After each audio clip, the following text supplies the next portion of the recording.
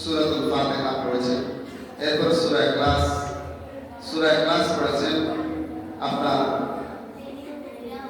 14 বার এবং সূরা ফালাক একবার, সূরা নাস একবার পড়েছেন। এভাবে 100 রাকাত নামাজ ওনারা আদায় করেছেন। রাসূল আকরাম সাল্লাল্লাহু আলাইহি ওয়াসাল্লাম থেকে ওনারা বলেছেন প্রথম 30 রাকাত দ্বারা আল্লাহ তাআলা তাকে জান্নাত দেবেন, বলা সুবহানাল্লাহ। দ্বিতীয় 30 রাকাত দ্বারা আল্লাহ তাআলা জাহান্নাম থেকে তাকে মুক্ত করবেন, বলা সুবহানাল্লাহ। তৃতীয় 30 রাকাত দ্বারা আল্লাহ তাআলা তাকে শয়তানের যত প্ররোচনা আছে সমস্ত প্ররোচনা থেকে আল্লাহ তাআলা হেফাজত করবেন। অন্য এক বর্ণনায় আসছে রাসূল সাল্লাল্লাহু আলাইহি সাল্লাম তাকে যাবতীয় বিপদ থেকে বাকি 10 রাকাতের মাধ্যমে আল্লাহ তাআলা মুক্ত করবেন। তা আমরা চাইলে যে কোনো রাকাত করতে পারি, সাহাবীদের একটা আমল আছে।